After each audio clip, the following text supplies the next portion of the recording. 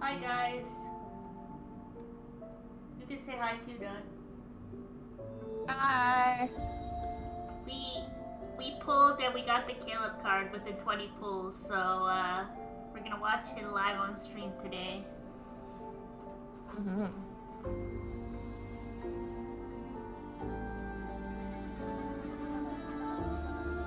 Cause I mean, why not? Mm-hmm.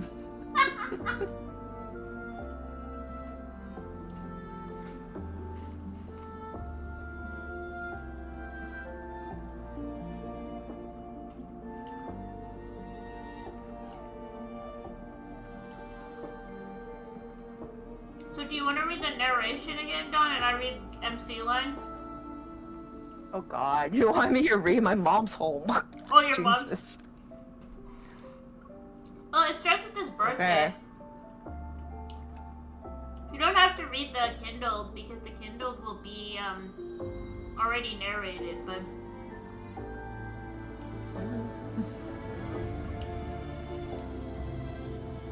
I like his music. Mm-hmm. See, it starts off done. It's pretty tame right now. Identity verification successful. Welcome to the Far Space Fleet's HQ, Miss.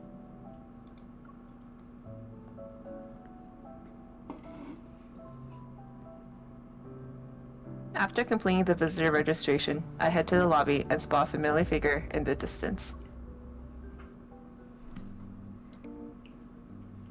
Caleb sits in the shadows by a viewport. He taps his fingers on a holographic screen as he plays a block stacking game. See, I told you it wasn't that bad. Later, Jesus. He's brain rotting. Yeah.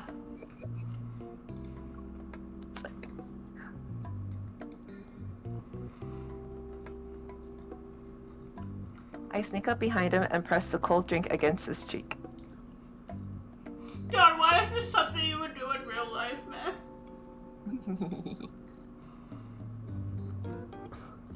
So that's your first birthday surprise for me. Thanks. You're so handsome.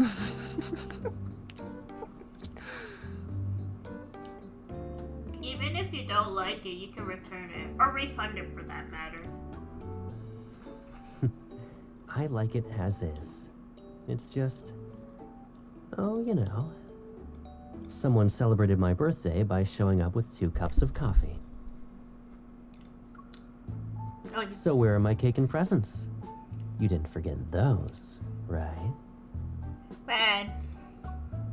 They're at the restaurant. They're just waiting for you to get off work. Besides, I didn't bring anything so I could hug you better. Smiling, Caleb shrugs and opens his arms. I quickly step forward and wrap my arms around his waist. Happy birthday, Caleb. Happy birthday, Colonel Caleb. Please collect your commemorative gift from the administrative desk within 3 business days. After those 3 business days, no, you cannot get your gift. Did I say a key word to trigger a response? It's an automated reminder. Don't worry about it. According to the data from your recent physical examination, your chest circumference has increased by 0.613 centimeters. Thank you for letting us know. That is important information. I'll tell you why this is in here, by the way, because everyone, whoever watched the trailer would have noticed that his chest looked a little bit bigger in the trailer.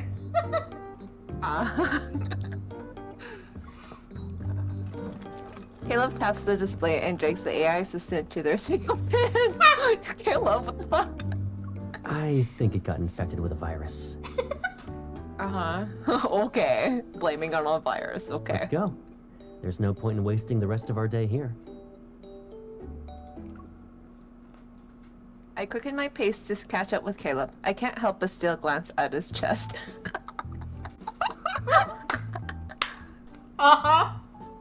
Same girl, same.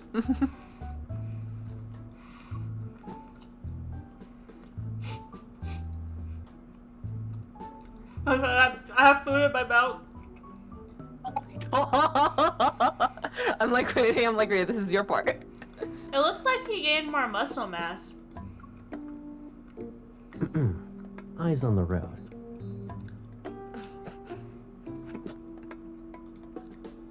Interesting they make it official on his birthday. I leave my musings behind and hand him the drink. I guess that chest was too good to pass up on. God, I sound so dumb.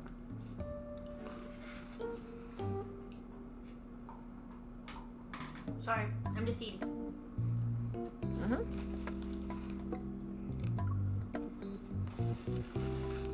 Oh, shit.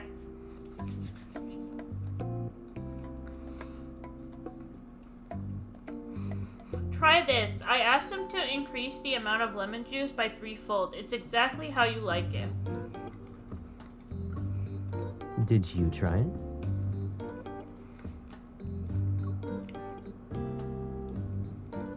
We're not kids anymore. We don't need to exchange everything for a taste test.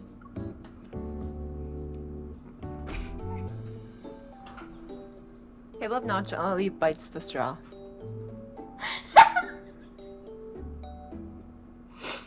This is getting so suggestive. How will you know if I like the drink without tasting it yourself?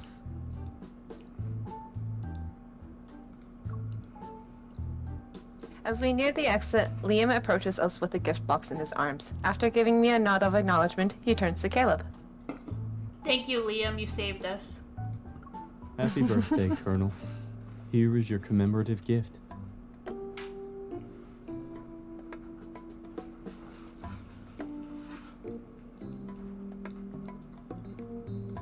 As for the response to the SS-07 squad incident report,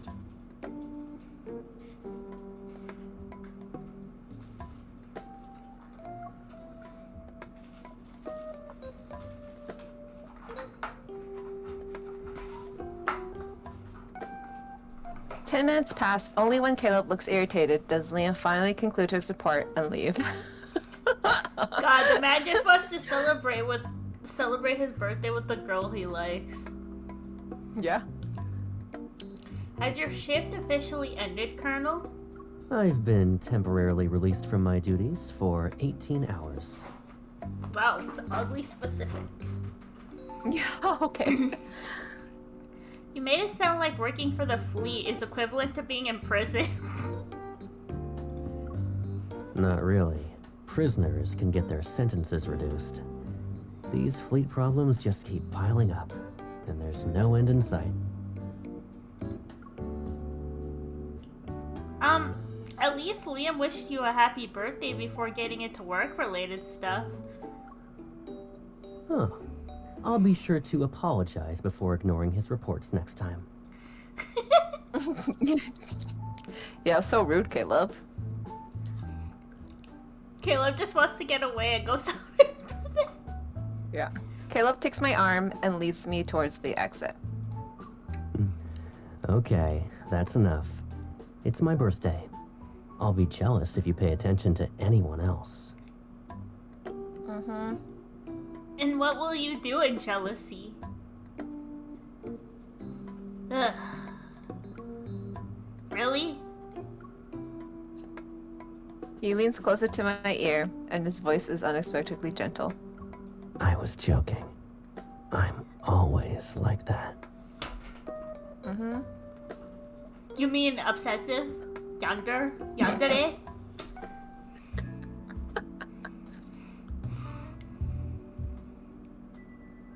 By the way, I did get the outfit for free, so we can look at it in the photo thing. Oh yeah.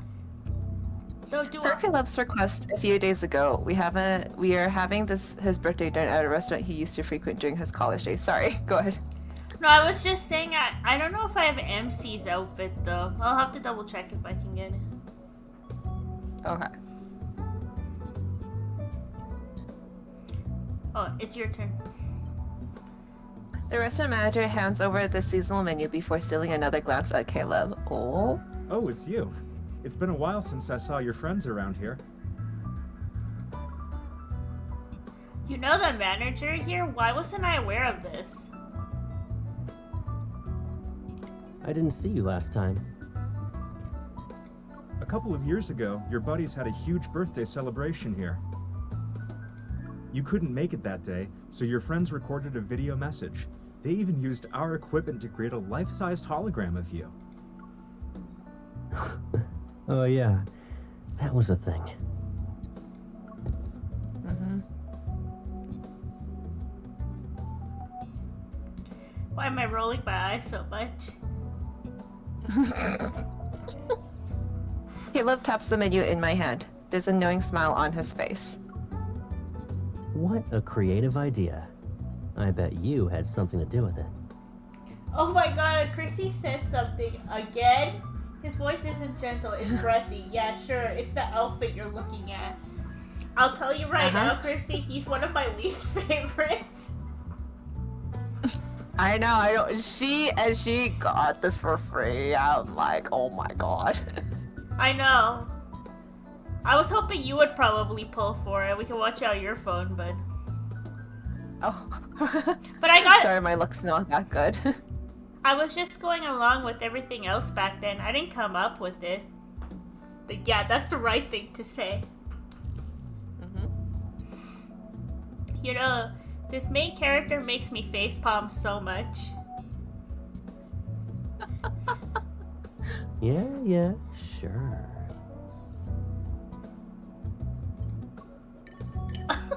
What? Delicious food, music, and the perfect amount of ambience. It's just like those birthdays I've celebrated with Caleb before. I will say I can understand the appeal though. Like I do get why there are Caleb girlies out there.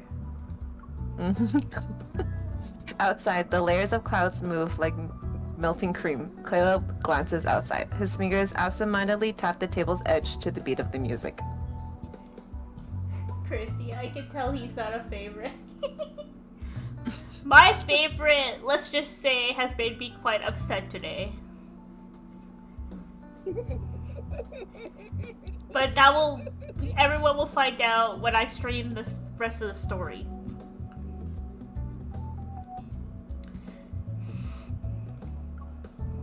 I'm curious about the kind of cake you picked out for me back then. Why?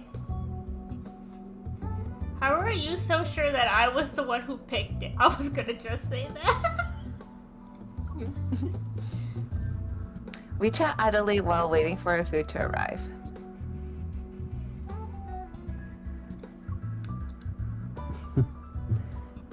How many birthdays did we celebrate like this?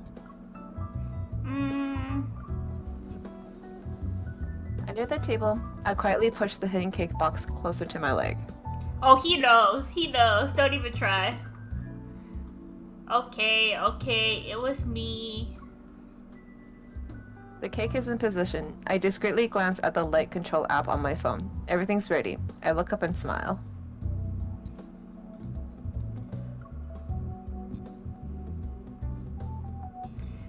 I really don't remember it anymore. It was probably just whatever was popular back then. Besides, I draw out my words as the song's final note fades. Holographic light from above shines down on us. Ooh. Light and shadow dance together as branches with Asiatic applies stretch out from the darkness. They instantly bloom into 1,000 pink clouds.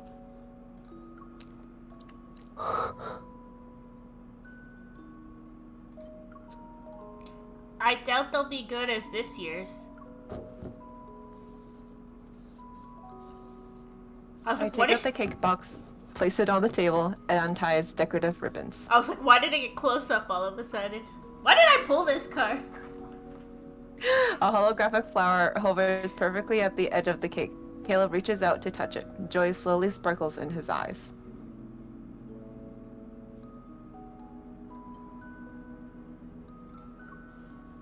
Well, do you like it? These flowers. And the cake you prepared. They're beautiful. Man, he's so desperate. I was just gonna say his voice is so gentle.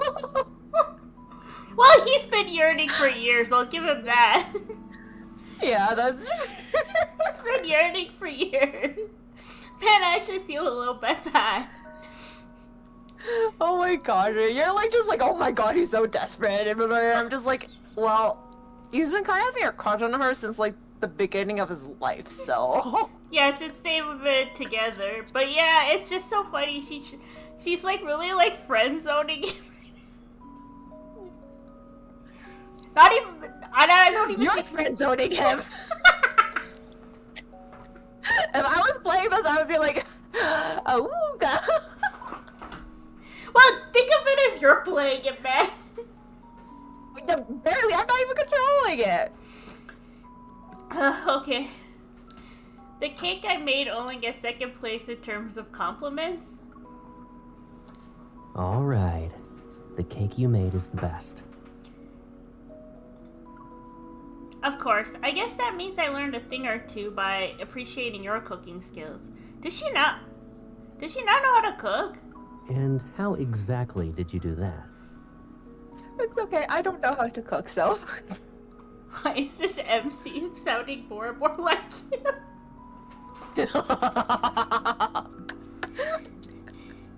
you? You know what I mean. Let's just leave it at that. Your lie died. I light the candles on the cake and present it to Caleb. By the way, guys, Dawn didn't even want to read any lines, and she's more excited for this than me. Yeah, because my mom is home. This is a little awkward. It's not too bad, though. For now. I don't need to do everything in order again, right? Of course you do. I don't like that tone. That was so sensual, though. He takes the birthday crown from my hands and places it on his head without any hesitation.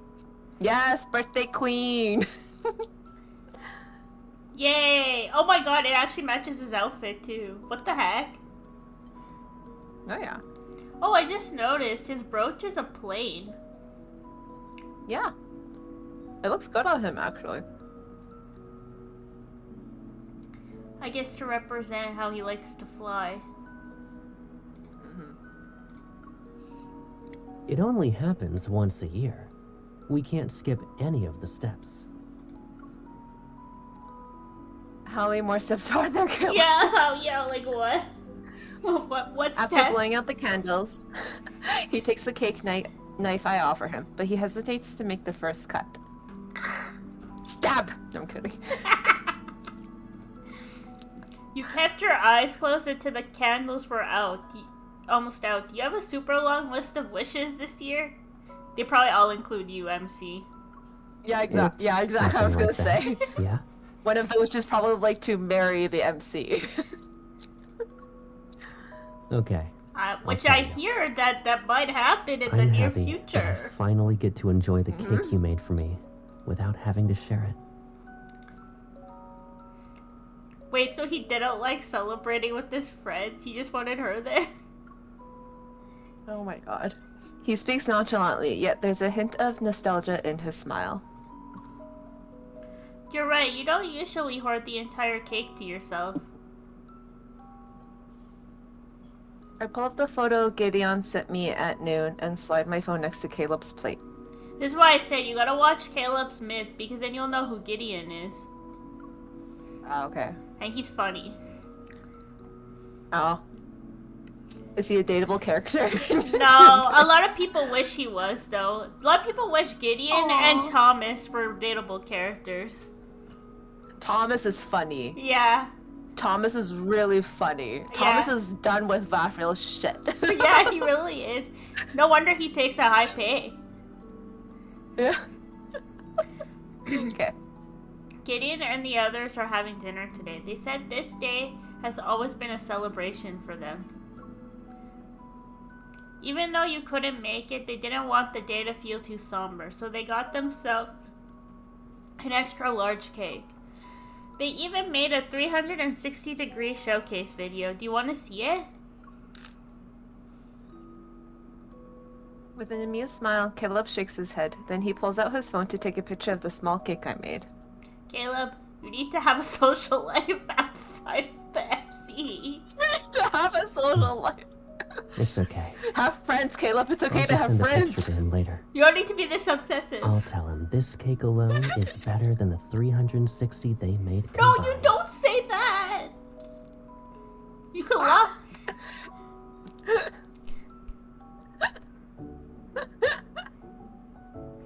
If you watched the cutscene for the event, even there, he said he wanted to just be alone with her, and I'm like, God, you need to have friends.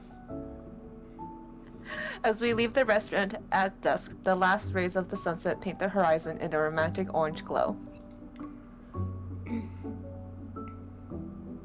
It's that fleeting moment between day and night. Everything seems to be enveloped in a dreamlike uncertainty. Even though we already had plans, I hook my arm around Caleb's and ask what else he'd like to do tonight. What do we usually do after eating your birthday cake? We can get you a new jacket before walking around the mall. But it's your birthday. What? I mean, I'm not gonna complain. I like getting gifts on other people's birthdays. God. It's your birthday today. We should at least do something you enjoy. He is enjoying. He's with let's you. go to the model store. I lost a metal part recently, and one of my mechanical model beasts still hasn't found a replacement tail. That's not what I meant. But didn't we always do this? We snuck out after eating some cake and then we had fun. We wouldn't go home until it was really late. That was really a suggestive tone. Yeah, why is... Really, was really suggestive. Why is really italicized, please? It was said in such a suggestive tone. We can't do that this year. Why not? Because those were celebrations in the past, but this year, it's different. Yeah, because you... Oh wait, no spoilers.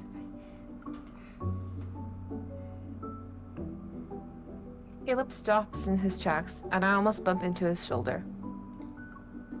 In that case, I'm guessing the amusement park and heading straight home aren't options anymore. What? You're- No, I would like to go. You're right. Wait, did you already know? Were you just pretending to be stumped earlier? Oh, she has a It was surprise an plan? honest guess. I wasn't sure of anything. Oh, that's why she has a surprise plan.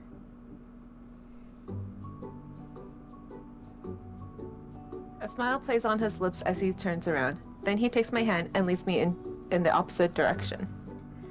Boy, oh boy. But since you have plans, and my aircraft happens to be parked nearby, we can go wherever you want.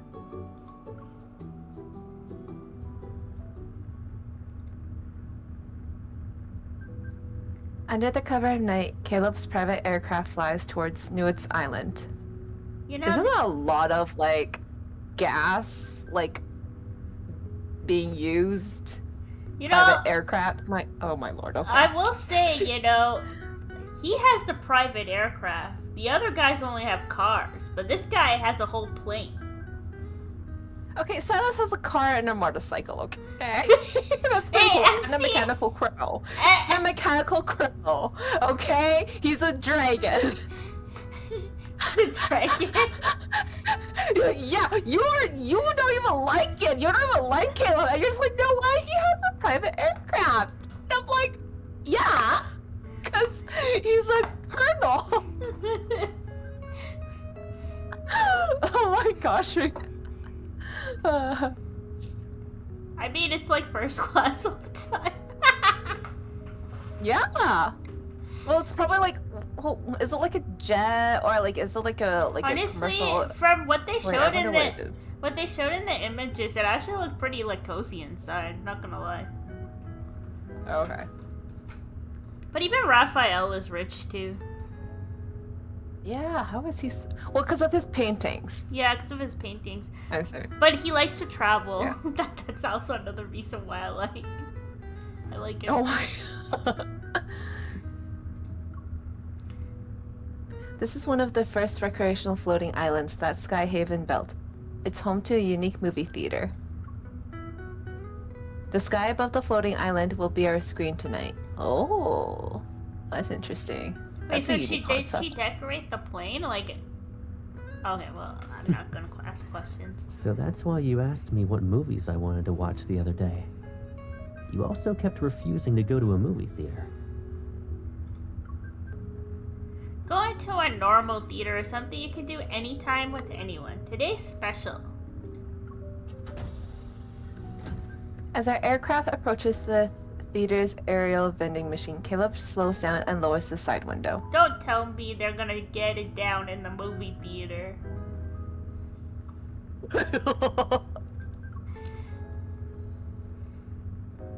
I don't Really? think. Have you done those normal things with someone else then? He's so jealous. He's so jealous. Don, if he's jealous, that's the end. He's not Xavier's jealous, he's his own jealous. His solution would be to lock her up. No. He protected her from bullying. Oh my god! It's like, Dawn, wake up! See the red flags! He's being protected. He cares about her safety. Protected to the point that no one else should see her or breathe in her direction. I mean, the other people breathe in her direction. They could be sick, and that makes her sick. You know, COVID. I thought we learned something from COVID. The fact that he says, have you done those normal things with someone else? Then, like, what? Yeah. I love it when they get jealous, though. Honestly, it's funny. But this guy takes jealousy to a different level. I'm just gonna say it. Yeah. It's cute when they're jealous. I mean, I'm just gonna say, if it was Silas, he would just go find that person and beat them up. To be honest, that's the vibe he gives me. Yeah. Exactly. Yeah. God, that's a red flag. That's totally hot. That's pretty hot. It's, as you guys know, Don likes the red flags. If you didn't understand by now. Okay, they have green flags. He locked her up to keep her safe from the bullies. Silas is protective. Okay? He cares about her in a different way. Okay? It's just an example. Yeah, you better curb that I jealousy. know. But Smiling, he takes the steaming bag of buttered popcorn and passes it to me. Why steaming? it doesn't change the fact that I'm happier now. Aww. See, he's happy to be with MC. Have they not made it official yet? I guess not. Because there was only one card before this, which was the spring one. Every guy. Yeah. The multiverse one. Yeah. But The movie starts in 10 minutes. Oh, sorry. Go ahead. The movie starts in 10 minutes, and because this is a special screening, our aircraft is the only one in the area. Oh, so it's inside the aircraft. I don't know. I'm confused. I'm confused too. Oh, maybe they're doing that like the drive-in movie theater, like Yeah. that where you sit in your car and then the big screen outside. Maybe. Yeah, something like that. that could be. Yeah, that would make sense. Yeah. Oh, so I guess they never made things official yet. Well, he hasn't been out that long, so. And they want to introduce the sixth guy.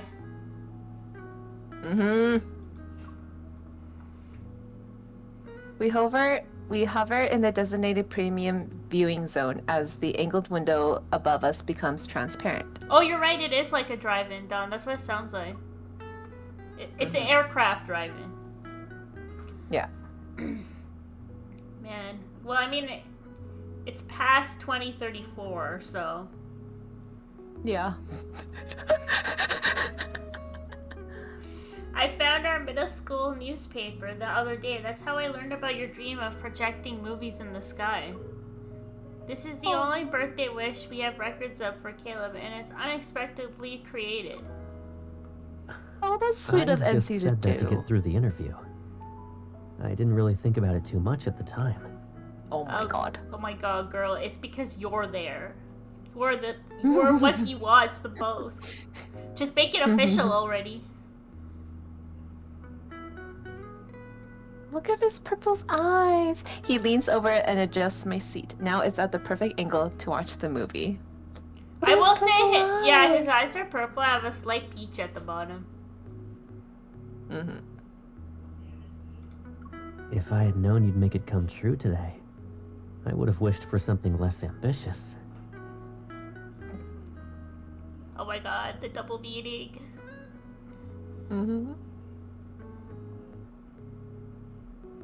Like, it might give me some ideas for next year. Is that really necessary? You always manage to surprise me with something better. I can't imagine what it'd be even if I tried. The melodious movie song begins to play as a hologram beam carves the screen into the sky. The movie titles slowly appear. A Day with My Pilot Tata. This movie's over a decade old. It must have been tough to find a copy. Yeah, but I asked you to watch a movie, so I had to pick one you like. Besides. I remember seeing how 30% of the reviews were negative when I looked it up the other day. However, I keep that thought to myself. Yeah, I didn't even understand what was so necessary about that, but okay. You watched this movie so many times, I wanted to know what it's about. Is there some foreshadowing going on? I wonder... It's scripted background music. It's enough to make anyone drowsy. For most of the movie, Tata just bounces around the town with their rubbery limbs and plays with their friends. Huh? Tata hasn't flown their plane yet. Yeah, it's part of the My Pilot series. But it's not exactly an exciting adventure. After many flights and adventures, Tata returns to their hometown to enjoy a peaceful, heartwarming day. A simple slice of everyday life. It sounds kind of boring when I say it like that. Oh, I get it. Their life's been full of non-boring things. But you like it. You know, I wonder why I watched it so many times. The screen's glow illuminates his profile as his smile becomes more visible. I decided to become a pilot early on in life. I just thought that if I could fly, I could go anywhere in the world. But after taking geography classes, I realized that the world was actually an abstract concept. His gaze is still on the sky, but the faraway look in his eyes moves past the projection's glow to seek a more distant place. Beyond every city lies another city, and above the sky is the cosmos. It's just like Tada's adventures. Once you take off, you just keep flying and flying. You never stop. After the initial thrill of exploration wears off, these endless flights feel like a burden. Sometimes I fly for dozens of hours. There's nothing but the instrument panel's beeps to break the silence. I miss the most ordinary, uneventful moments of daily life during those times.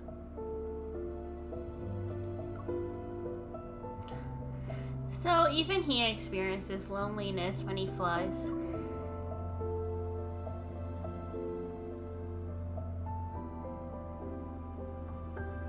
Done? The screen casts a soft cobalt shadow across the back of his hand. I place my hand next to his. Do you like this movie because it's when Tata can rest? Someone will listen to stories of Tata's adventures, and when they buy a super sour blueberry pie, someone's there to share it. They can finally take a break on a day like that. So can you. Is there a reason for me to stop?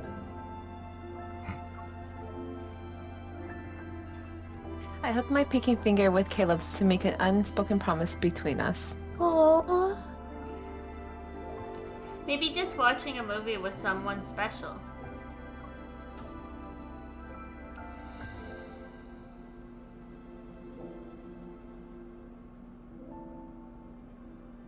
Yeah. Time passes as we continue watching. In the end, Tata bids farewell to their life on the ground and soars off toward another adventure. Listening to the gentle yet upbeat ending song and Caleb's soft breathing, I rest my head on his shoulder and close my eyes. Aww. I didn't remember It's a that proper birthday date. wish until you mentioned it. When I first thought about screening a movie in the sky, I think this film is what I had in mind. But back then, I never thought I'd be watching it with you. Caleb leans in from the side as he speaks. His voice is closer to mine, and the loose strands of his hair tickle my forehead. Oh my god! Makes me feel so single.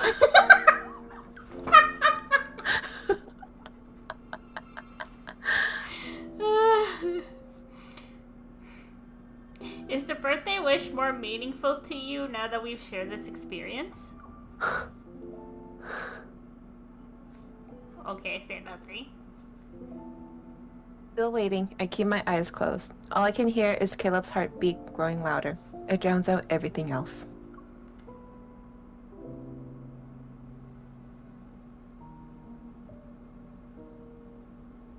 Hey, Patrick, move back a bit. You're in the way. Come on, we're taking her. Oh my god, I thought someone was yelling at me for a minute. Okay, I'll go first. The voices drift in and out like a distant echo. Warm, orange light slowly seeps in and peels away a dark slumber layer by layer. A warm, familiar presence envelops me as I keep my eyes half closed. I nuzzle it, and the sweet scent of cake drifts to my nose. Kayla?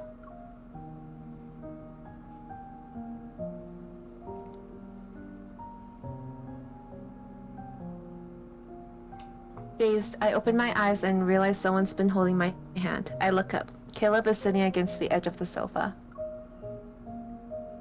He rests his chin in his hand as he watches the lit projection screen. The light softens his profile. As my memory gradually returns, I sit up and lean in from behind. I rest my chin on his shoulder. You were sleeping so soundly, and I didn't want to wake you. But then I found this. We both look at the screen. As the camera pans, it reveals several faces. Those are the younger versions of now seemingly unfamiliar people.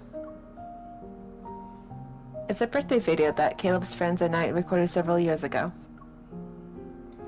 Actually, Gideon sent me this a few days ago, but I wasn't sure if I should show you. There's no need to hide it from me. It must have been from when I was on a mission and couldn't make it to dinner. Yeah, we thought we should record a video for you instead, so we made something. But after we recorded it, that was it. No one remembered to actually send it to you. Oh my god. We're just Great friends. Yeah, great friends. You just celebrate his birthday without him and don't even send him the video. Happy birthday! May your journeys always bring you home safe and sound. Happy birthday. I hope you'll stay healthy. And may all your wishes come true. Happy birthday. I hope you'll always make it home on time. That's surprisingly practical.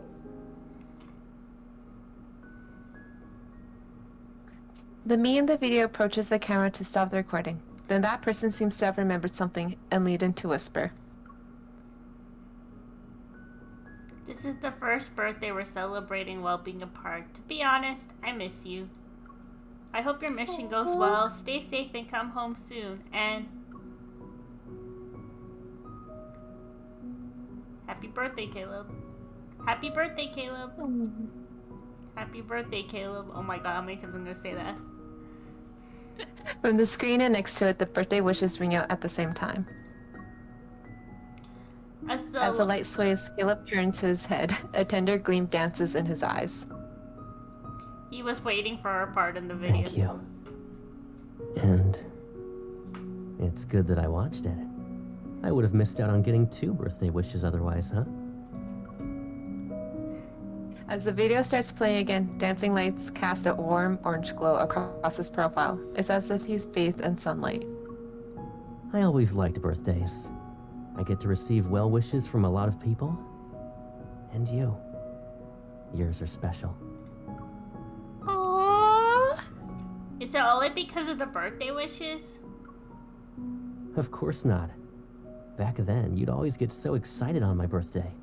You treated it like your own holiday. So she hijacked the birthday. You sang to me, prepared my presents. You had this eager look on your face as you wondered where I'd take you. Although he speaks of these distant memories with nonchalance, there's an unmistakable lilt of joy in his voice.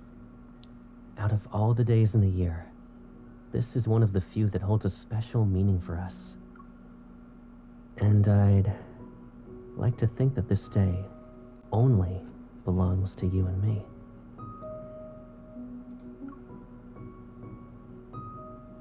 But everything you described was how I celebrated your birthday in the past.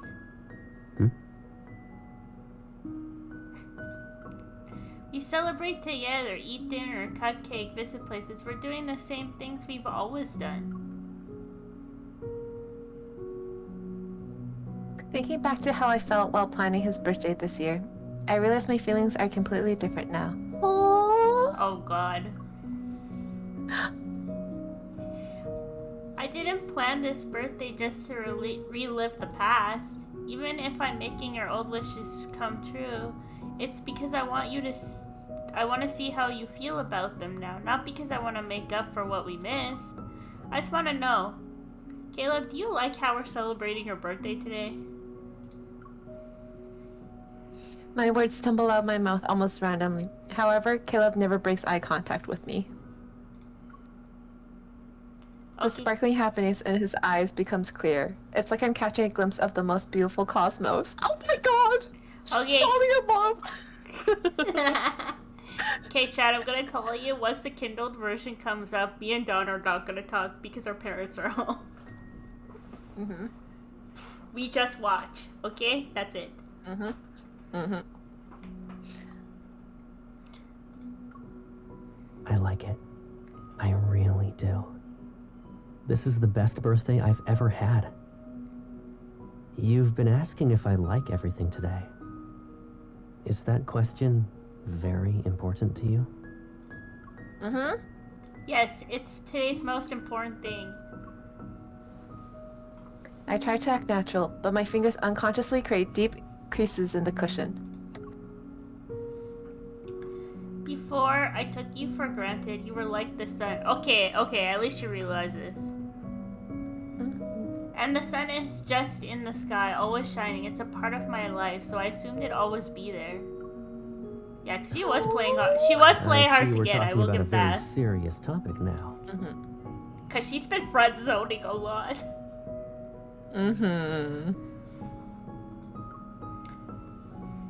Caleb leans down, gently taps my furrowed brow, and then playfully pokes my cheek. The sun doesn't cease to exist just because you forgot to look up. It'll always shine wherever you can see it. Aww. But back then, I never thought about how the sun might feel a little lonely since it's up there by itself.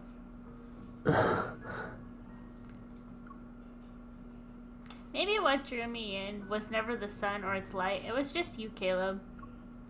Even if you're a dim white dwarf, a supernova, or a bunch of ruins, I wouldn't care. No matter what happens in the future, I just want us to stay like this. Oh boy.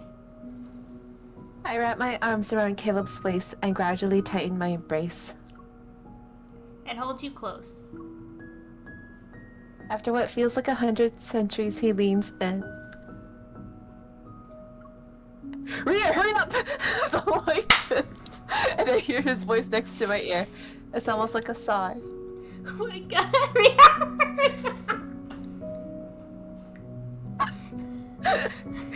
Cook faster! Time and time again, you've always allowed me to want more than what I thought was possible. He's blushing! The cushion falls to the floor.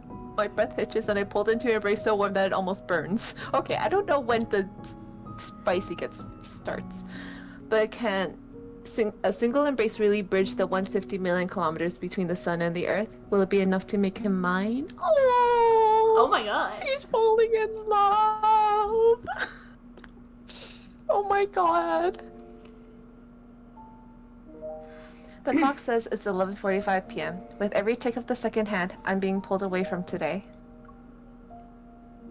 These beautiful, observed dreams belong to the night. Once the sun rises, everything might return to the way it was. My body is relaxed after showering. Feeling as light as air, I lie in bed and stare at the light above. I wonder if the light in his room looks like mine. When he closes his eye tonight, will he think of me? Yes. Of course. The sound of distant footsteps resounds from the living room. It can only belong to him. He can't sleep either?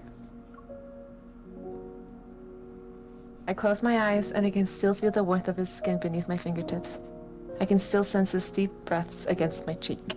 Oh my god. But it's not enough. Girl, jump him! I want to keep touching him. I want us to descend into the depths of our feelings. I want more. I want him. Oh my god. Oh my god. I sit up. In my periphery, the soft light reflecting off the fruit candy tin shimmers with the same colors as Caleb's eyes. Holding the candy tin close to my chest, I open the door and head downstairs. Oh my god, girl! Oh my god! Is this it? Yeah, this is it. I think so. Okay, I'm not gonna talk. I'm not gonna either. We gotta let the scene play out. Okay. Other than reactions, I'm gonna react. Yeah, for sure. Move closer to you. Move. Yeah. Is this the post-credit scene? Oh, I guess I could have spoken. Right. Well, I'm here. Oh god.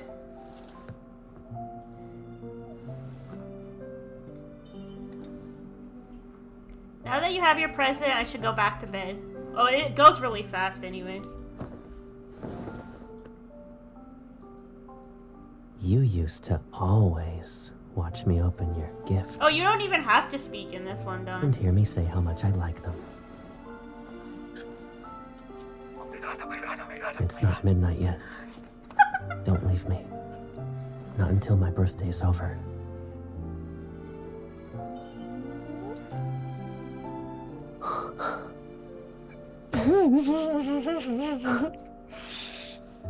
Lemon flavored. Whenever you give me candy, it's always the sourest one. Oh my god. Don't you like sour things? I think I'll look forward to more changes after we celebrate this birthday. Okay, am I doing this right? What am I doing? What are you getting him? I'm trying! It's not working! Cross his face! Cross his face! Oh my god, I'm trying, okay? I'm trying. You're like...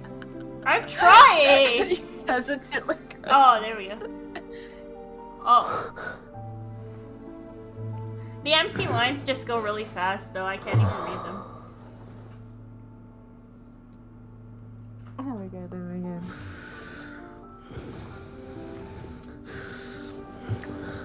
He's breathing really heavily, oh my god. Oh my god, yeah. He's been yearning, Don, yearning. Oh no. Though a lot of people have been making fun of his kissing kissing noises. I'll twist your words on purpose and use them to catch you.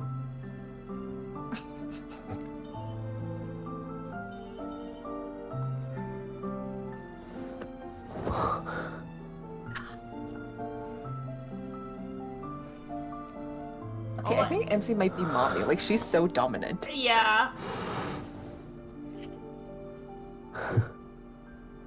Gravity can't be responsible for people who fall Isn't in love. Miara's lips so dry? I'll remember more than just this. You're concentrating on his dry lips. Are you kidding me right now? Came from you. People have been making fun of his kissing noises, though. They said the other guys is better.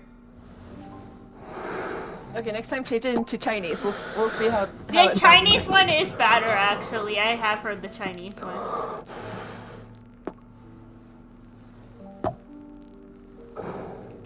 Those popping noises. It's a little weird. Yeah. It's a little weird. Okay, but that must have hurt because they literally just fell off as she landed on her back. Like, yeah. that's not comfortable. On candy. Okay. We're justifying it, that's all. See, this is how you draw me in every time without fail.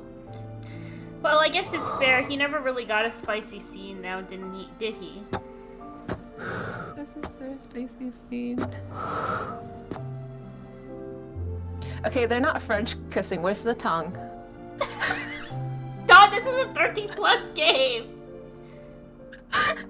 But if he's passionately kissing her, they gotta have tongue. My vision dims as his burning kisses claim me again and again. This is unstable as a black hole. My consciousness sinks deeper into this darkness he commands, and I hear him captured by him once more. Oh! We share everything, our temperature, our breaths, our heartbeats again and again until we shatter into countless pieces of the same gravitational vortex. We won't be separated ever again. Never again. Dramatic a little bit, but it's okay. They're finally together. The soft rustling of sheer curtains against the window frame reaches my ears. A long time has passed and our lingering breaths finally separated. I gently push back against Caleb's chest. He chuckles as he props himself up, then he pulls me into his arms as we lie down. A breeze slips through the gaps of the balcony's floor-to-ceiling window. The glass reflects our two figures inside that are outlined in a soft glow. In the gentle light between night and day, I lean against them and trace our figure. My fingertip is from the condensation. It feels like a dream. Caleb's gaze finds me in our reflections that are obscured in the haze. Look at him, he's red. His ears are so red, look at his ears! You dreamed about me before? Oh, of course. Oh, he's so happy. Yeah, he is. Of course, I dreamed that Caleb called himself a dummy and promised to follow me around like a little tail.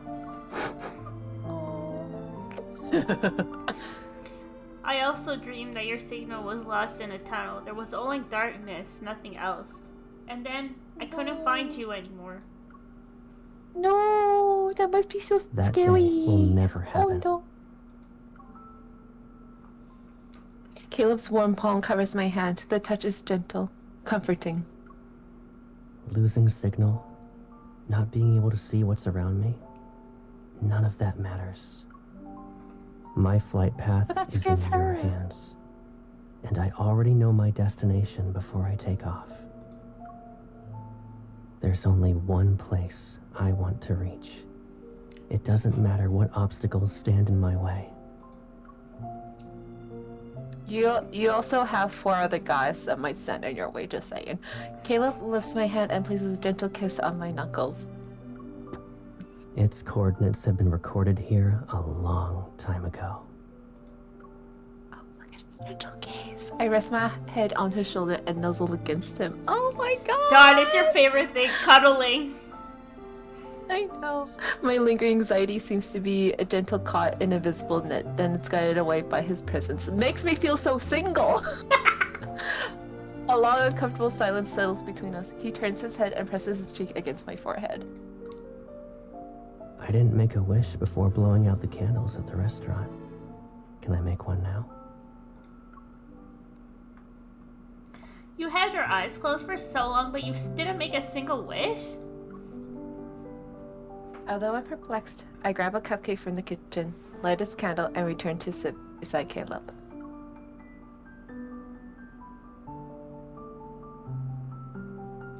Would you like me to sing happy birthday again? No, it's okay.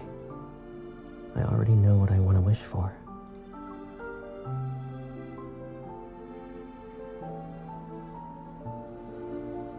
With self-cannon light as our witness, Caleb holds my hand and slightly leans in. I can almost see my reflection in his eyes. I smile and my grin matches his own. I wish we'll always get her fly pregnant? under the same sky Oh my god! and be in each other's lives. Jesus Christ. And That's I'll sweet, wish that's that romantic. Every year. I'll follow these coordinates on this day. As I venture through the darkness, all because they'll lead me back to you.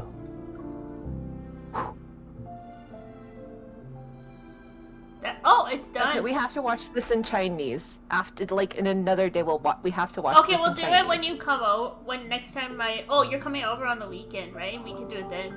Yeah. Yeah. I can just change the language. That's not a problem. Yeah. For sure, yeah. We can do it in front of the guys, too. No, I'm kidding. It'll make them too uncomfortable. Damn it, my infinity went up with Caleb because of that. You pulled his car! You pulled the special car! You did the special pulls! You cannot blame that your infinity went up if you pulled his special pulls! Oh my god, Rhea, I can't. What? Well done. He made a really nice post that you would like. A puppy keeps putting a bone in my hand. I wonder why. He wants to have dinner with you. Just ask the puppy. That would totally be your response. Oh my goodness. Cause yeah, I know which response you had picked, but I can't see it anymore. But it was the other one. Yeah. Is this shop coming up? Oh, it's saying I have stuff to exchange. I do. Yeah. I want this Raphael outfit. It's 5,000 though. I'm gonna save. Yeah. Keep playing the cat card game and the claw machine Yeah, game. I think I want to get my own outfit, to be honest. Oh yeah. That's pretty.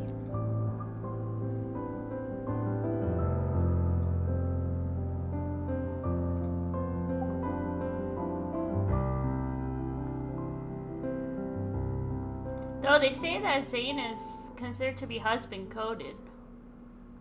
Mm-hmm.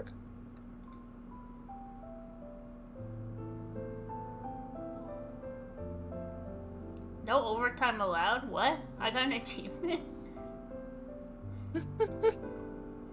Deep space messages.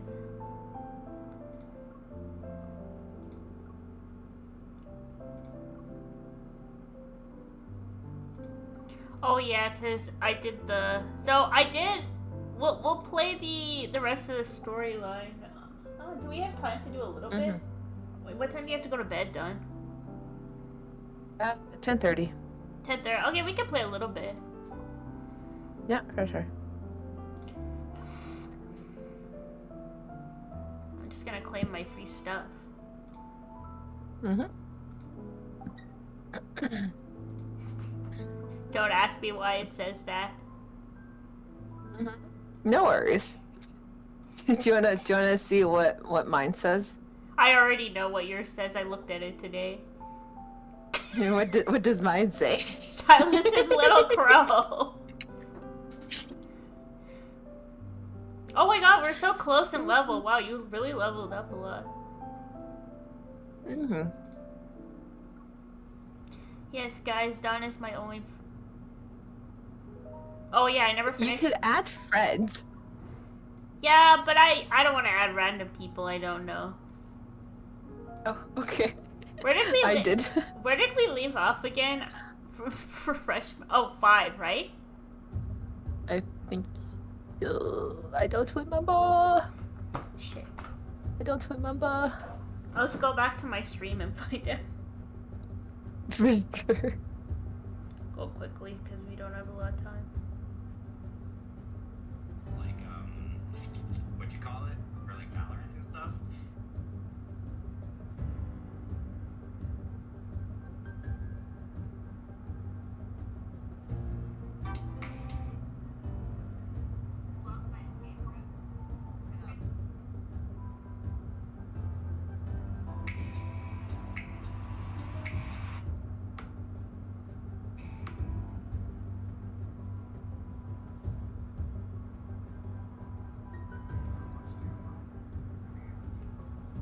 Sorry, I just have to see where we left off.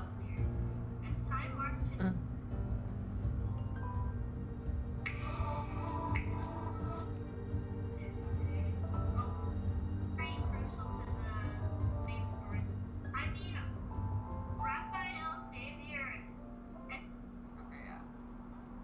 Yeah, chapter 5. Okay. So, as you guys can see, chat, I've done all the battles because I just don't want to do those on stream because those are annoying to do. In the timeless N09 zone, I fall into a deep dreamless slumber. When I finally open my eyes again, it takes me a while to reorient myself. I stare at the intricate patterns on the ceiling for a long time before a single fact dawns. I'm alive. As if a switch has been flipped, I finally become aware of my surroundings. Outside, the distant roar of gunfire and artillery sound music plays nearby. Didn't the Zion hunt end? Nymphy, what are you? No, I think we did. Did we do this? I don't know. I sit up and look around. Mephisto is perched on the bedside table, bobs his head under Silas's finger like a chick pecking at grain. I don't think so, no. Are you sure? Because I swear to God, I remember seeing Silas in this outfit. One second. Well, did you... Okay. You have to watch Caleb Smith and you have to watch... Oh, so she's probably known all of them when she was young. Oh, no, we didn't. I watched this on my own. Mm-hmm. Okay. Why are you here? Shouldn't you be asking that to the person who carelessly fell asleep? I'm gonna turn this up. Oh. I raise my hand, but don't see the familiar linkage. Massaging my temples, I realize my distant memories have started to reality. How long was I out? Don't tell me it's been 4 or 5 days. You would have starved to death in that case. Silas is lounging in a small armchair next to the bed, looking out the window. One sec, I'm just gonna grab a piece of chocolate. Just give me. Okay. Hi, Chad. Now we're back to my husbando. Oh my god, I love him so much. Unfortunately, I just started playing this game right after his birthday event, so I'll just have to go look at YouTube at his birthday card. Ah, he's so dreamy. In real life, I would be just too intimidated to go to him. But you know. Okay, I'm back. Okay, hello. Hi.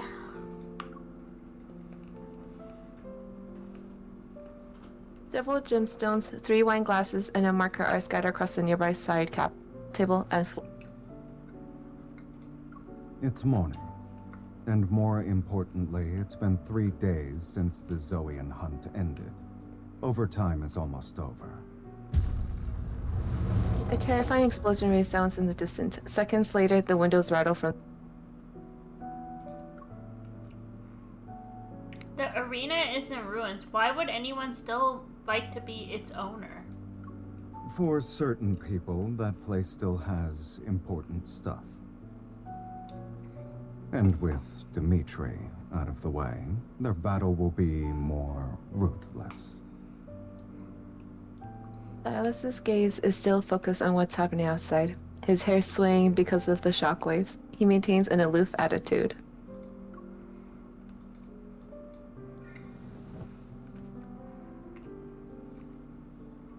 But I can't even make it there before settling into the small armchair. I nudge Silas so he can make room.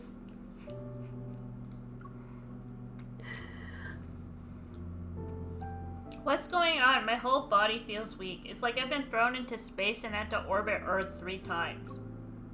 You didn't hit me while I was asleep, right? Between the two of us, you'd be the one to do that. That's true.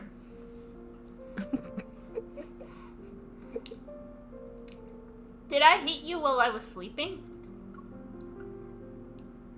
Silas holds up 2 fingers and glances at my right. Twice.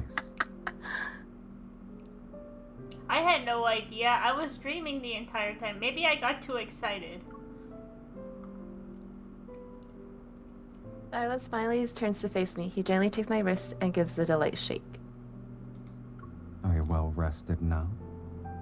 More or less. Let's go then.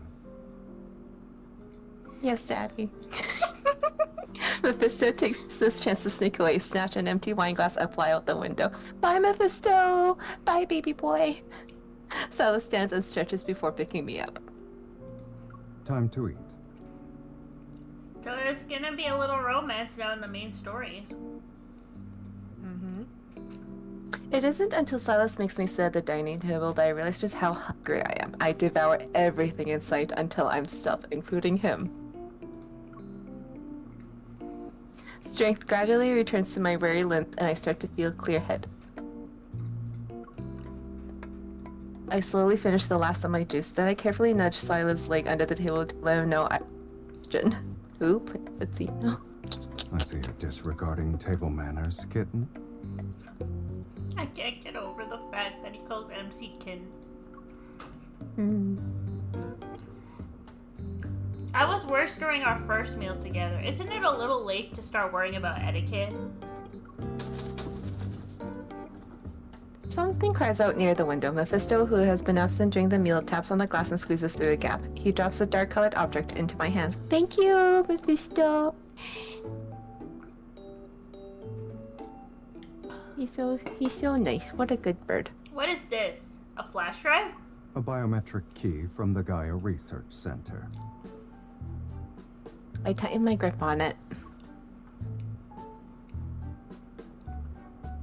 Then what are those people really fighting over? Silas pauses as he holds his drink. It's as if he's unsure about how to respond. We'll talk when you're more sober. You're also one of the contestants doing overtime. When did you... Luke and Kieran are more than capable of dealing with those fools. That's what he has servants for. Mm-hmm. The key shows signs of age. Scratch off isn't even... It's impossible to tell which researcher served as its owner. Possessing the key means having authority over the abandoned Gaia Research Center, even though it's nothing but ruins now.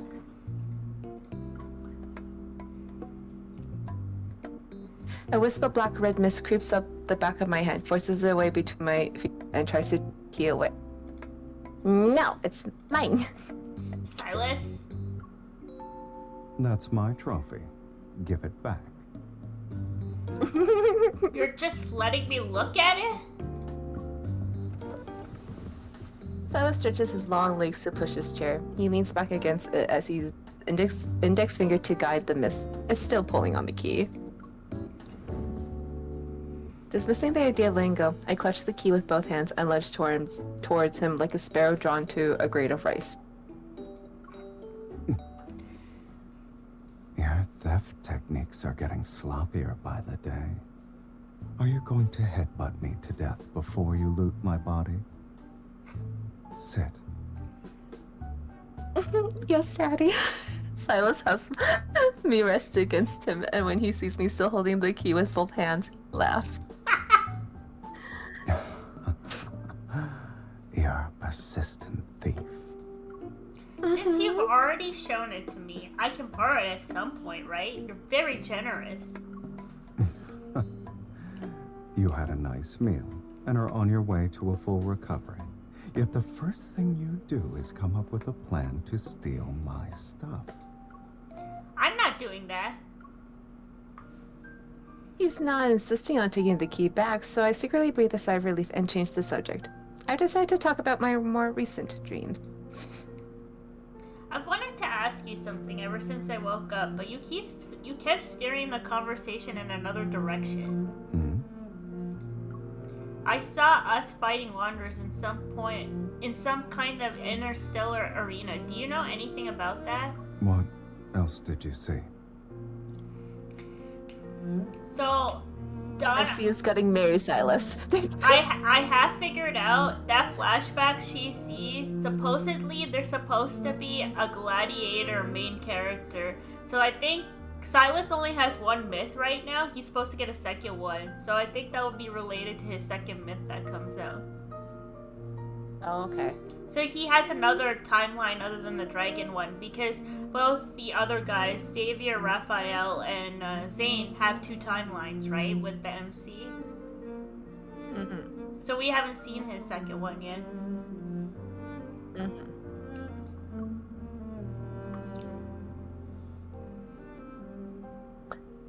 Reflected from the wine dancing on the wall, I continue in a softer voice. We fought countless wanderers and monsters that looked like modified humans, and we're the only ones left in the arena. The crowd went wild and screamed for us to fight each other to the death. It doesn't matter where you are in the cosmos, every gladiatorial arena created by intelligent life abides by the same rule. There can only be one victor. So, Either I kill you, or you kill me. oh my god, I have to touch his face!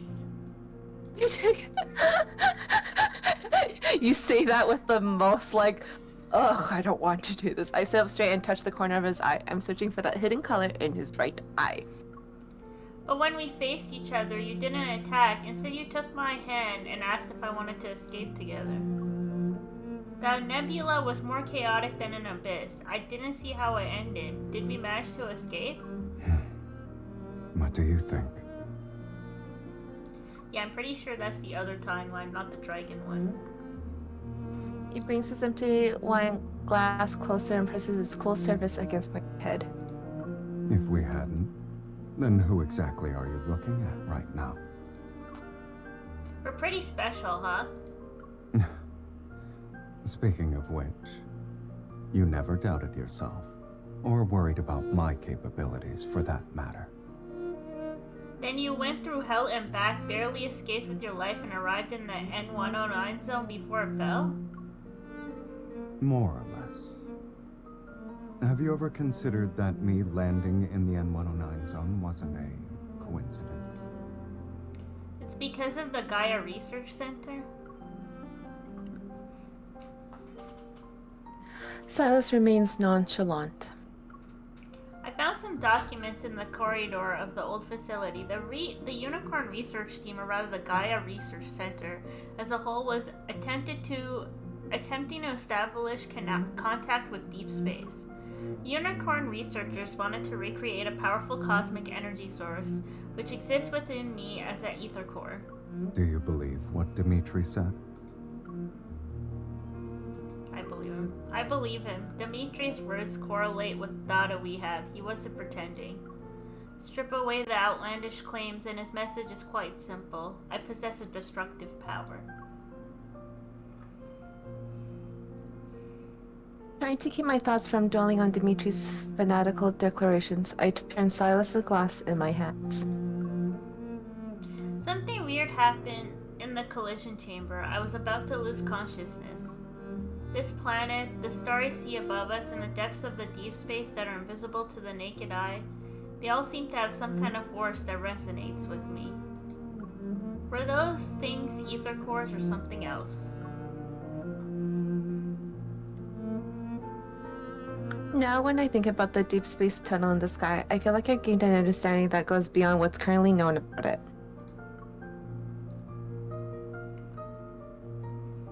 It's not the source of all disasters, it's a bridge, connecting us to civilizations more superior than humanity's. Maybe Dimitri wasn't lying. It's possible I have the power to destroy everything. My thoughts travel through the darkness in the collision chamber, and how I sink into the overworld is strong enough to erase an entire planet. While lies dormant inside me is powerful and uncontrollable. Suddenly, a hand grasps my chin. My gaze lands in Silas's expression. When I pulled you out of the giant glass tank, you looked like you were in so much pain that you wanted to die. If it really hurts, then stop. Don't force yourself. And don't ever make that face again while you're at it. I looked directly into his red eye. Mesmerizing ether core in it remains tranquil, and my racing thoughts slowly calm down. You can always pull me back, right? Just like before? Oosh.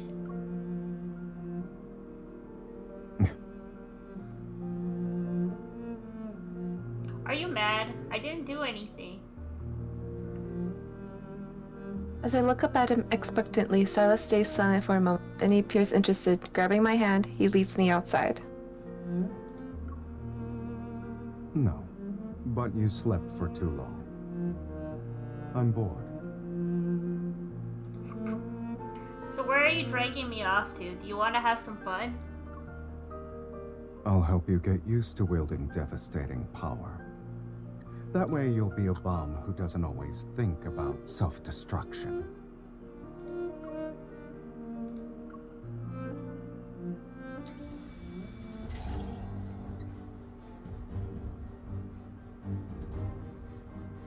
We enter a familiar, dimly lit room. Silas helps me into the egg-shaped gaming pod. He puts his hologram helmet over my head. As the pod slowly closes, my body tenses. Silas taps on the glass. Although I can't hear anything outside, I read his lips. Now come. Conquer everything in your path, starting with me.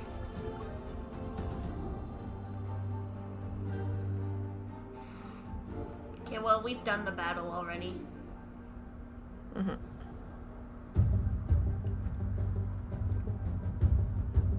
Okay, we have time to just do chat part 7, and I think then we'll stop after that.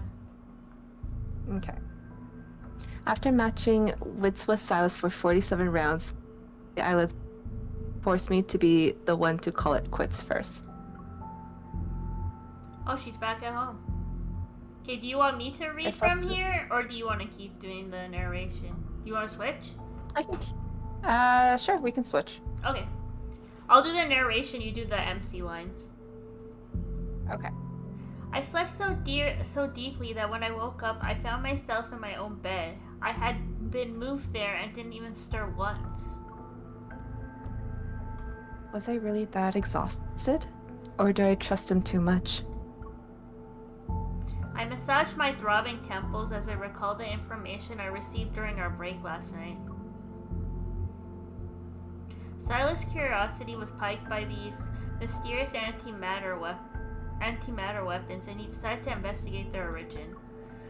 Luke and Kieran were equally thrilled. They rubbed their hands together as if to say, we finally have something to do. Given the usual efficiency of Anna Kindness's leader, that mysterious hunter will soon cross paths with an odd little group consisting of a bossman, 2 troublemakers, and their crow. As for the key found in the ruins of the Gaia Research Center, will it unlock the secrets of a hidden past, or take me down another path that leads to an unknowable future? Either way, it's what I have to investigate next. I look around the room to find every curtain has been drawn shut with great precision. Not even the smallest sliver of light can get in. My place got turned into a cave, basically. And only he'd do that.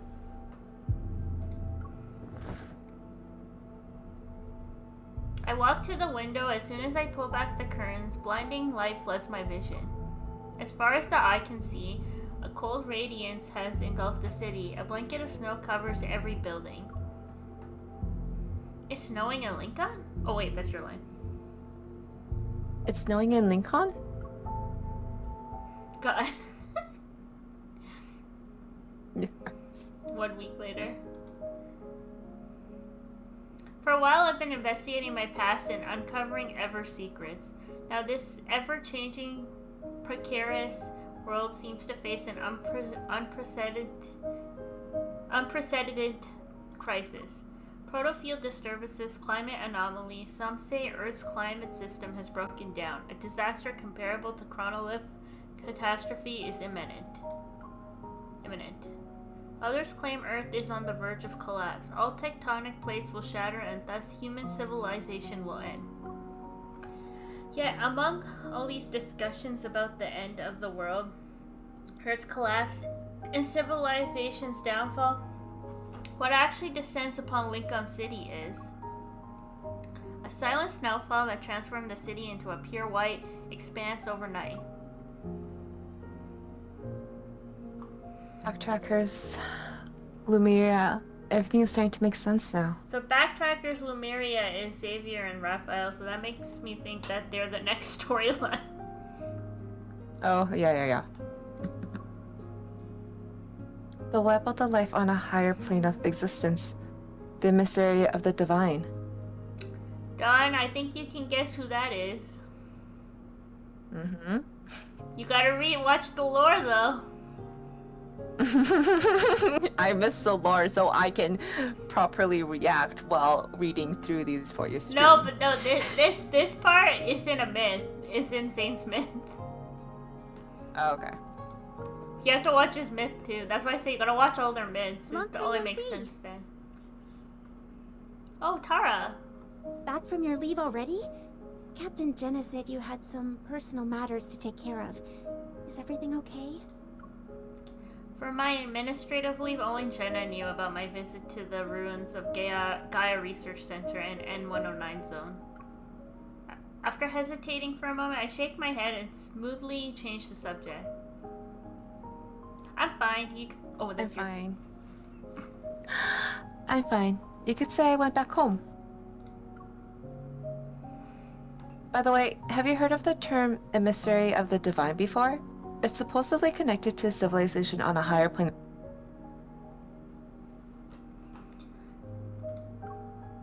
Did you watch Raphael's myth yet? I don't think so, no. Okay, you should watch their myths, because this will make a little more sense when you watch the myth. Okay. Yeah. Watch all of them, Don. You have to watch Raphael, Xavier, Saints, and Caleb's.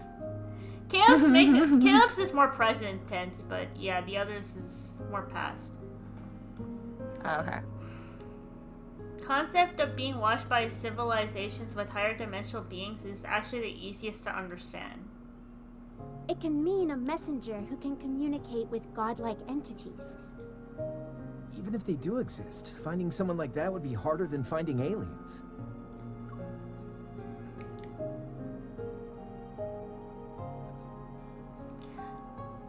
The sound of typing behind me suddenly stops. When I raise my hand, I see Nero has come over to join the discussion. And if those higher dimensional life forms aren't saying anything, well, even an emissary might not know they're one. I've also heard that the next mass extinction might be just around the corner. Nero silently rubs the area between his eyebrows. He's unconvinced. Isn't that just propaganda spread by prototists to push for the development of protocore technology? Not necessarily. In this vast, endless universe, who knows how many civilizations are locked in battle?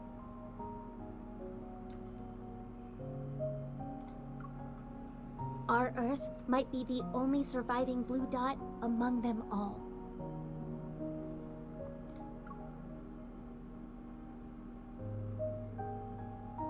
Amongst the ongoing discussion, my thoughts begin to wander.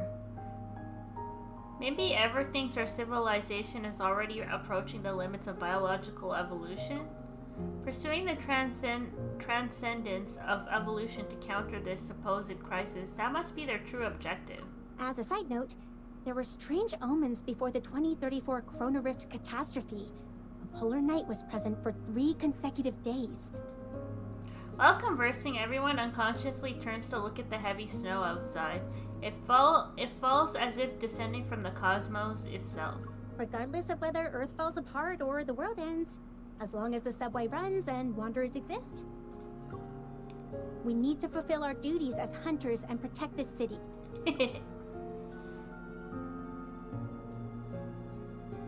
Man, even the Raphael myth also makes me really sad. Maybe they're all really sad, though. Aww. Oh, wait, we have time for I'm surprised the saddest one's got to you. Yeah, we can do another one. Okay. Honestly, Don, I just... No spoilers, but you can understand why, right? Like, why it got to me. I don't know. I just found that whole story so emotional. For sure. Do you want to switch again, or...? No, I'll keep give your voice a break.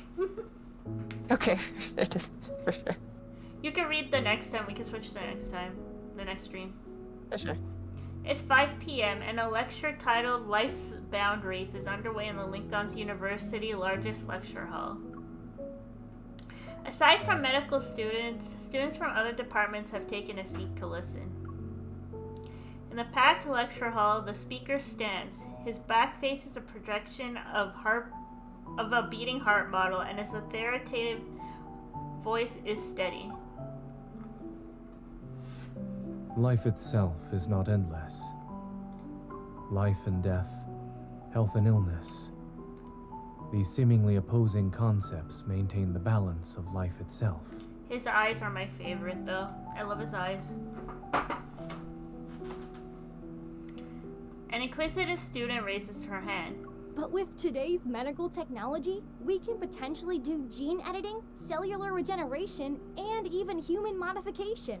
If immortality becomes achievable, why should we still accept death as the end of life? If we set aside morals and ethics, these technologies could make immortality possible. But this also means that our goal in the medical field has shifted from conquering disease to conquering death itself. Oh, I forgot to read that out loud. To conquer disease is to extend life, but to conquer death is to control it. Can we still call ourselves humans after being modified and losing human characteristics? How do we even define human existence? Hushed discussions fill the lecture hall. Zane looks toward the back as someone quietly opens the door. Familiar figure appears. She quickly slips into the back row, her coat leaving a trail of melted snow on the floor. He quickly shifts his gaze and continues with his previous point. The longing, man, the longing.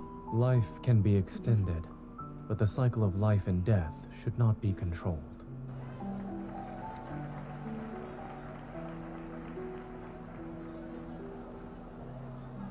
After the lecture ends, Zane is completely surrounded by eager students. I sit in the back row and wait as students file out behind me. Did you see the news? How could they accuse Dr. Zane of disregarding human life and abandoning his patients? Excuse me? They're saying he has no ethics. It all started when some government official's kid got diagnosed with protocore syndrome. They tried to use their family connections to pressure Dr. Zane into prioritizing their surgery. But he refused and went to treat another patient who needed more urgent treatment. Oh. So that's why they're spreading all those nasty rumors about Dr. Zane online. What a piece of work. Exactly. Excuse me? As the students come... Sorry. Go ahead. I was gonna say, Ria's gonna be like, don't you dare smear my husbando's name like that. I mean, he's a doctor, man. He's a good doctor. As the students' conversation fades into the distance, I stop eavesdropping and nod in quiet agreement. That was literally just me. Spotting a few reporters approaching the lecture hall, I catch Zane's eye and wave. I silently mouth the sentence.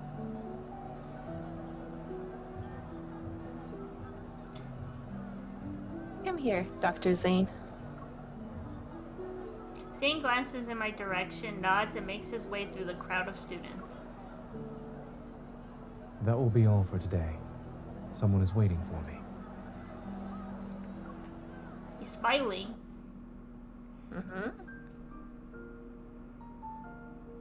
After helping Zane dodge the reporters, we leave the university and stroll through the snow-covered streets, bathed in evening's golden light. You're good at making complex topics clear and accessible, Dr. Zane. If I were a few years younger, I'd sneak into your lectures every day. Really? What was the second key point from the third section?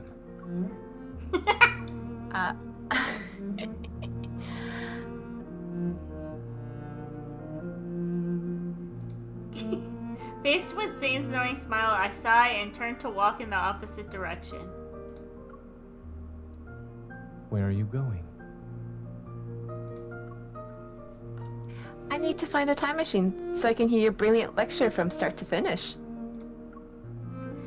3, 2, before I can finish my silent countdown, he grabs my hand. Come back. I only saw you arrive near the end of the lecture. The time machine must have not been invented yet. He's so cute. Coffee in hand, I sit down on a roadside bench as Zane hands me a weathered envelope. Here's the information you requested. The wax seal on the envelope is still intact. The documents themselves have small creases. Exchanging documents while sitting on a bench. We're like those secret agents trying to save the world in the double-8 movies. Given what you've asked me to investigate. You know why they got that? Yeah.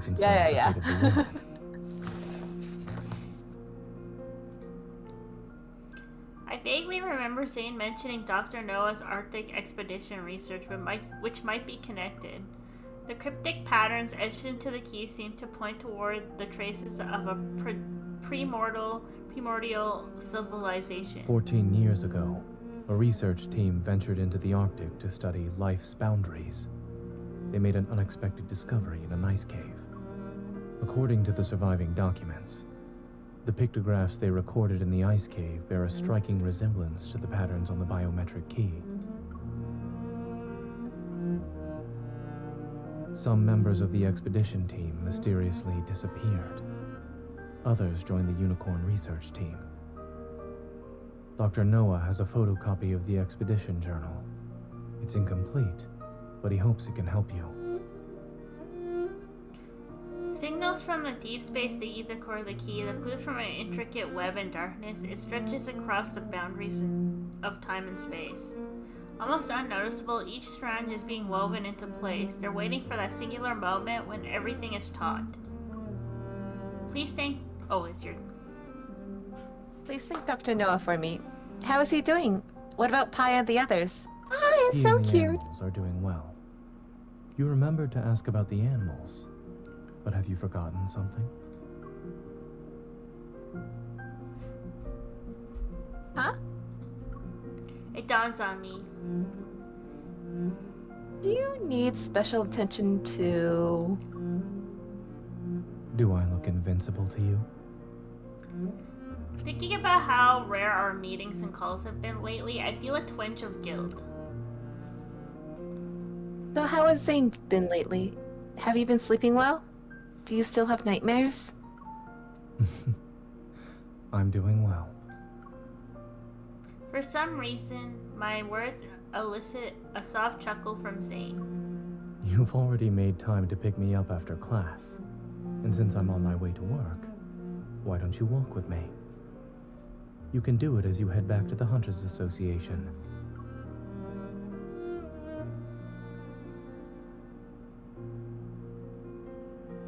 Traffic is at a standstill during the evening rush hour. Fortunately, Asko Hospital and the association are within walking distance, so we decide to continue on foot. Snowflakes dance through the streets as the intersection's traffic light turns red. The flow of vehicles stop. Pedestrians pause on the sidewalk, their heads tilted upward as they wait. They watch the massive holographic display flicker above the intersection. Ever has officially launched the Fountain of Itay initiative. In addition, we urge all citizens to stay safe while traveling. If there's an emergency, please seek immediate assistance from the evil police or deep space hunters. Something happened at Azure Square in Imperial Ring Park. They're saying the Alterum appeared or something. No wonder the news keeps telling us to be careful lately. Having wanderers around was bad enough. Now we have to deal with the Alterum too. With one disaster after another in this godforsaken world, maybe it should just end already. I can't help but stifle a laugh as the light turns green. Traffic and pedestrians start moving again. And for our final story, a medical controversy surrounding protocore syndrome has drawn widespread public attention. Are doctors healing or killing? And the future of protocore syndrome. These sensational headlines drift past my ears in quick succession. Despite being at the center of this media storm, Zane doesn't even glance at the screen.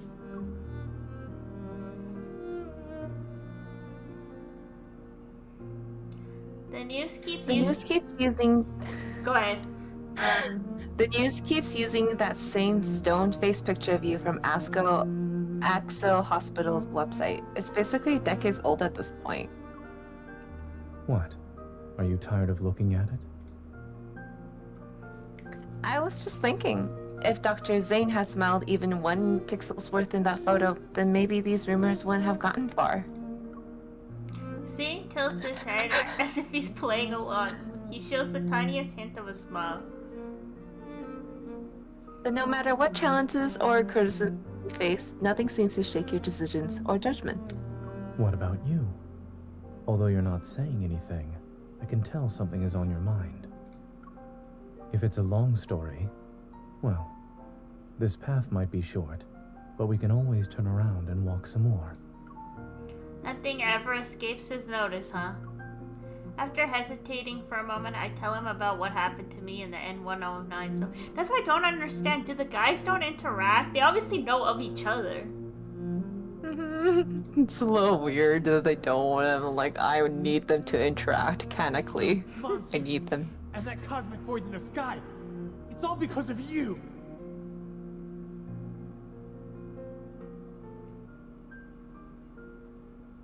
No, don't listen to that bad guy. Are this world's calamity. We should have destroyed you years ago.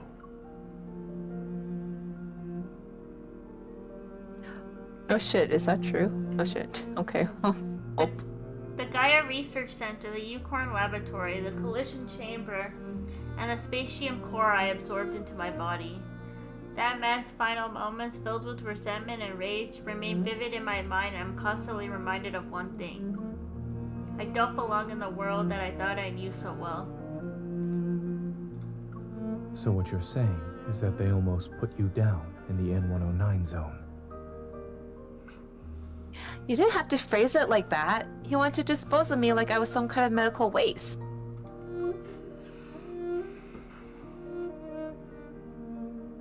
Zane's lips curve into a slight smile as he tucks my cold fingers into his coat pocket. I'm walking down this path now. It's strangely surreal. Are you more lost now, or more certain?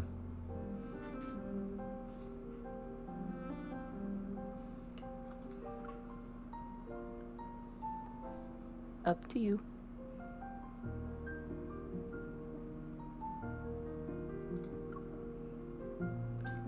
Well, my very existence feels too strange. It's almost unreal.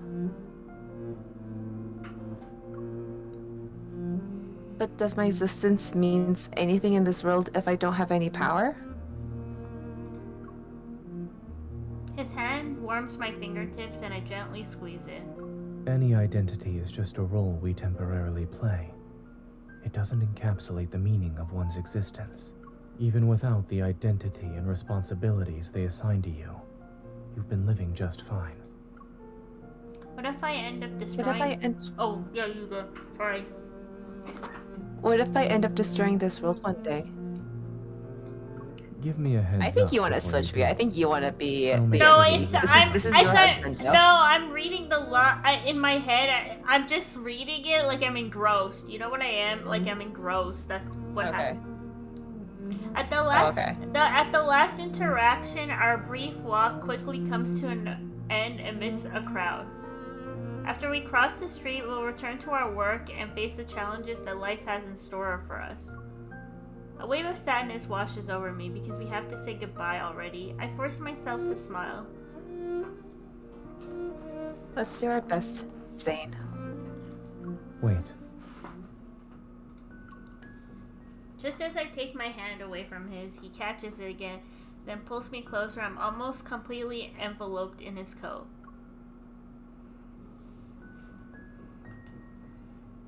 Looking down, I notice he's carrying his laptop bag and a simple, understated gift bag. He takes out a scarf from it. The soft fabric gives off a gentle warm glow under the streetlight. Today's not even a holiday. Why do you have a gift for me? I didn't have a good excuse. But after hearing about your rather fascinating origin story... He slightly leans down and carefully wraps the scarf around my shoulders. Let's call it a celebration of your arrival in this world. Sweet. A mix of uncertain emotions wells up inside me. They gradually melt away with the warmth of his touch. Did you find time in your busy schedule to knit the scarf, Dr. Zane? I picked it out. Is it not sincere enough? He raises his hand to smooth my disheveled hair. The snowflakes that landed on his forehead slowly melt away. Whether it's ever or something else, the path you've chosen will be full of challenges. You'll encounter many people with ill intentions. But more importantly, you must be confident about your own choices. There are certain things that you can never take back. In the vast expanse of snow, neither of us takes a step forward. Then my first correct choice for today must have been seeing you. Thank you for choosing me.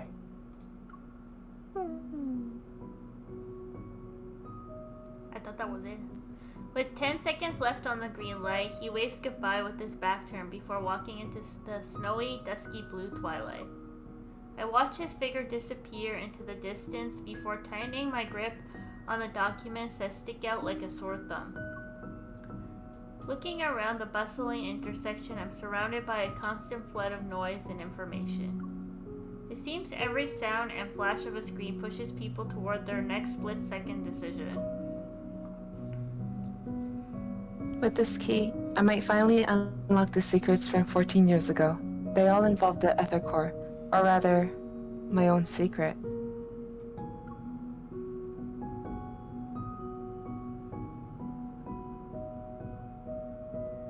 I take a deep breath and turn toward the street that will lead me to the association.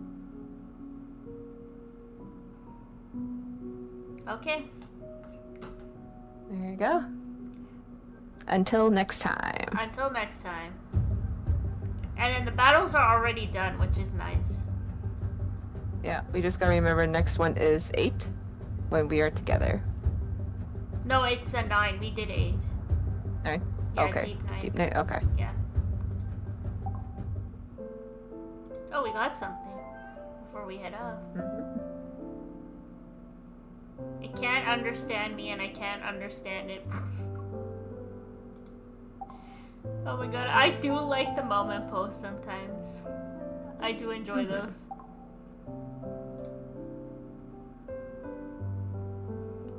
Alright, thanks for watching guys, we'll end this here. See you next time. Bye Twitch. Bye.